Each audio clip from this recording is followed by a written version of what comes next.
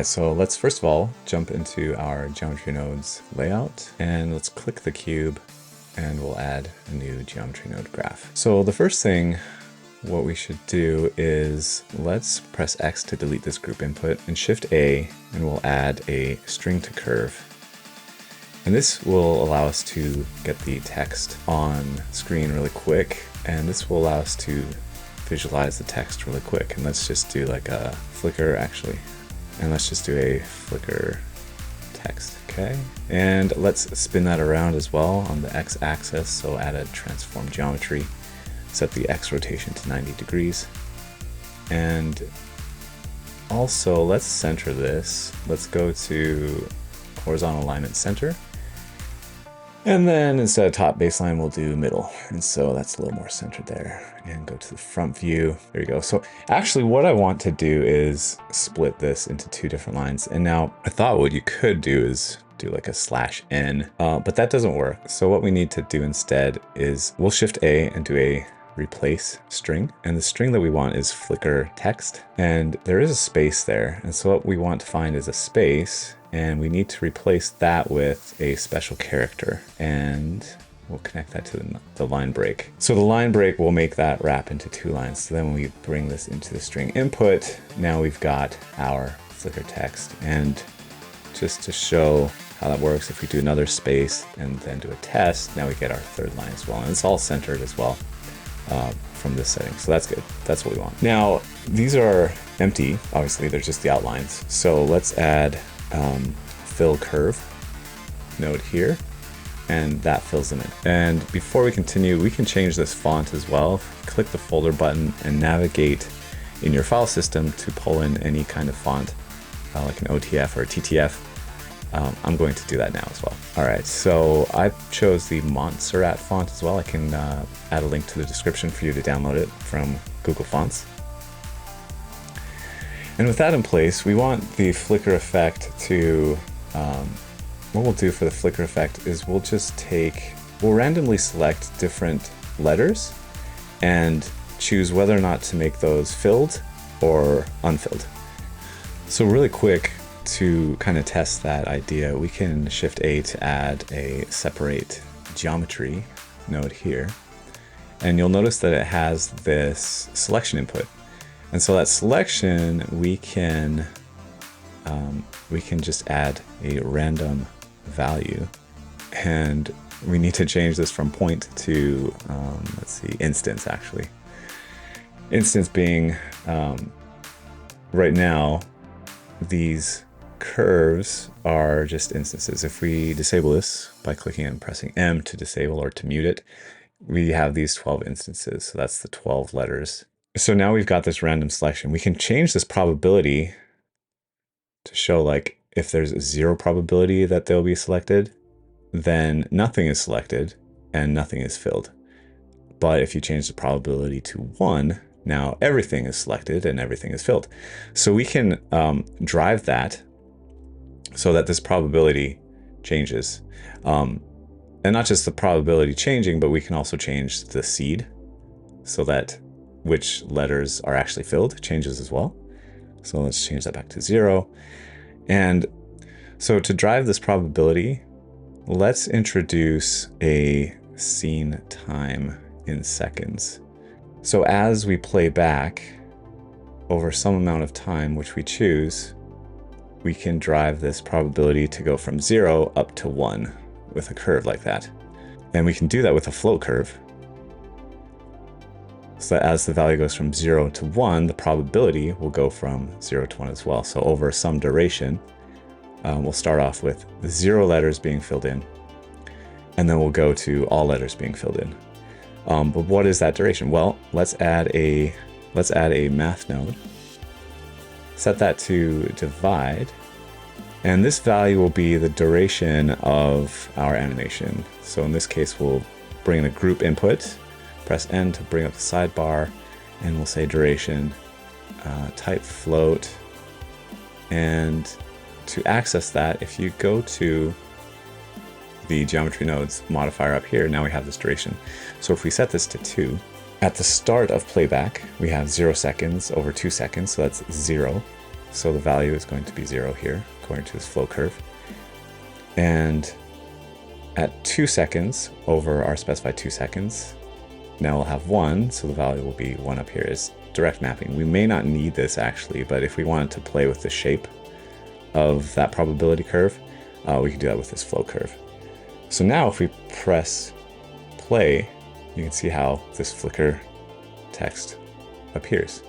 But the next thing that we need to do is also change this seed. So maybe let's grab these over here. We'll move these, Control J, F2, and name this probability curve. And then for this seed, let's pull in another scene time, except we'll use the frame. So every frame, the seed is going to change. And let's take a look at what that looks like. So it's definitely flickering. But here's the problem. We can't see any letters here. So let's pause there. We'll come back to this section here. But let's split off here. We have the separate geometry. So now what separate geometry does is it takes all the instances, all the geometry from here, and it'll select some. And from that selected geometry, we can do whatever we want. In this case, we're filling the curve. But we also get the remaining geometry that wasn't selected coming out of this inverted output. So what we can do there is we can bring in a curve to mesh, and we'll take a profile curve and we'll use a curve circle, I believe, curve circle. So what that'll do is if we join this geometry and join that in, that looks terrible, but we can just easily fix that by changing the radius. Holding shift to bring that down. Actually, I might just type 0. Yeah, try 005. 005 is not bad. We could do 01. That's pretty good. So now we see our empty text as well.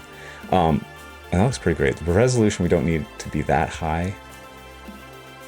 Because if you go into display wire here, that circle is 32 points around. So we could probably get away with just 4. So it's like a square essentially. Or maybe 6, something like that. And turn off display wire again. So that's looking pretty sweet. So as we go frame by frame, you get this text flickering and filling in.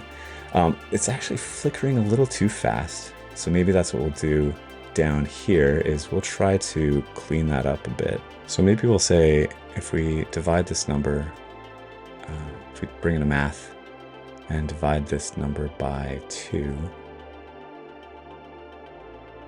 I think that slows it down.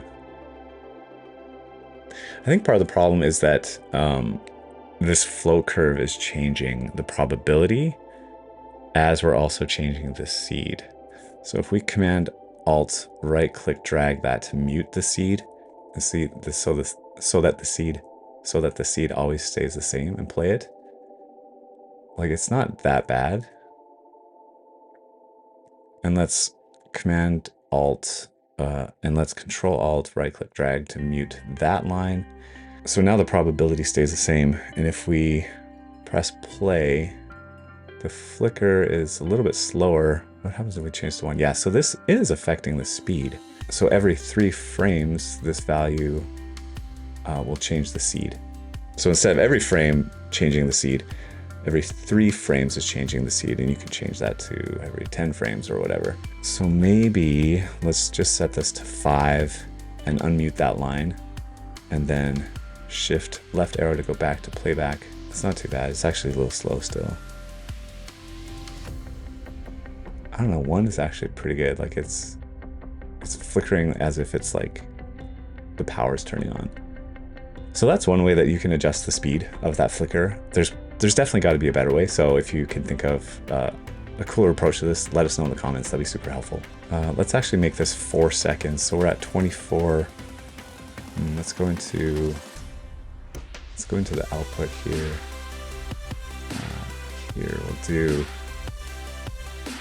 We'll change this to 30 frames per second. So now we have 30 frames, and we have the duration for the animation 2 seconds. So let's make this like 4-second total animation. So that way it'll loop when we expect it to. Let's actually make that 30 times 3 seconds, so 90, yeah. So now we can play with that curve here. So that slowly ramps up. It takes a little bit longer for the text to flicker all the way on as if the power is being turned on, which I like that effect. I like that subtle curve there. So another thing that you can do to give it a little bit of motion is to set a transform and scale that up so that you go from smaller to bigger text as it's flickering in. And so we can also drive that with the scene time, or another float curve driven by the scene time. So we'll take this from 0 to 1. We'll plug that float into the scale, which means every property in the XYZ component in the scale vector will be that single value. And let's take the scene time seconds. Actually, I've got it right here, Shift D to pull that over. And let's plug that into the value. And we want, in this case, it's going to be 4 seconds. So let's bring in a math node again, set that to divide, and we'll say 4 seconds. So at 0 seconds, there's no scale. At 4 seconds, it's full scale. And if we play, so I actually don't like 0 scale. It's way too small. So let's bring that up. So it's about, let's make it pretty subtle. So it's about 0.65 scale to 1. Let's see what that looks like. That's kind of cool. And you can ramp this a bit too, so that it eases out. Just like that. Sweet, I dig it. Okay, another thing to note is this seed. So right now, at frame 1, there's nothing filled in. Here, E is the first one, E, E, T. So if you don't like the sequence of text, like if you're super picky about that, you can add another math, just offset this. You can just Shift D this math node, add another math node to add some value. This value I want to be an integer though, so I can easily change it. Actually, let's make that a group input as well. And we'll call that seed offset. So now if you go back to the modifier here, we've got the seed offset. We should set to type integer. And now we can do, I mean, it's really just a matter of playing around to see which seed you like. All right, so this is coming along really well. Let's add a material to this though. Let's make a bit of space here. We'll do a set material node there, and to add a material, let's just go to the geometry nodes, like the actual geometry nodes tab, the original geometry nodes layout. And down here in this material tab, we can add in an emission, and we can choose some color. I mean, I guess we can't see anything yet. And in that material node, we'll just select that material, which we'll call emission. So we've got our emission. And if you go to rendered, right, and give it some strength, we'll say 30. Now we see our color, but we need to go into compositing. Click use nodes, Shift A to add a glare node. And down here, let's go to 3D viewport, go to the front, press Z to bring up this pie menu to go to rendered. And then over here, click compositor always. And now we can see our glare. So now let's change this to maybe fog glow, high quality, size. I liked 7, that looked kind of cool. What about threshold? Yeah, threshold like that. I think that looks pretty cool. Let's go back to our geometry nodes, go to rendered, and again we have to go to compositor always. And also though, let's do in the world properties here, let's change the strength to 0 and Alt Shift Z to get rid of lines here. Okay, so an issue I see is that at the start, it takes a little bit for any of the text to actually start flickering. So I think we need to tweak this curve a little bit more. What happens if we go the other way? Yeah, it's immediately flickering. Oh, I kind of like that. It eases out. So as soon as the animation starts, it's flickering fast, and then it kind of settles down. Yeah, I like that. And if you like that too, make sure you subscribe to the channel because we'll have some more geometry nodes and other Blender tutorials on the way. All right, let's go into maybe this geometry, the original geometry nodes layout here. Go back to always, go to the front view. Front view. Alt-Shift-Z. Let's get into rendering this. Let's go into the render settings. Eevee I think is fine. We'll turn on ray tracing just for fun. And let's go to the output here, 30 FPS, 1920, 1080. I'll store in my temp directory. Let's change the file format to FFmpeg video. And we should play with the color management too, actually. But the encoding, we'll do Matryoshka, H.264, high quality, and that's pretty good. But before we render this, let's go into, where is it? Render? Yeah. Render here, color management, and let's change the look to high contrast. No, to white. Kind of like low contrast for once. Usually I'm like high contrast, but yeah, medium low. You can choose whichever you like depending on what effect you're going for. That's way too high. Yeah, I like low contrast here. Alt-Shift-Z to bring back overlays. Yeah, it's struggling here for some reason. We're dropping frames, but we'll render this out. Let's pause there and go to render and render animation. Actually, before we render the animation, let's make sure we've got our camera set up. Press tilde and go to view camera. And yeah, so it's offset. Let's go back to the front. And then I don't have a number pad.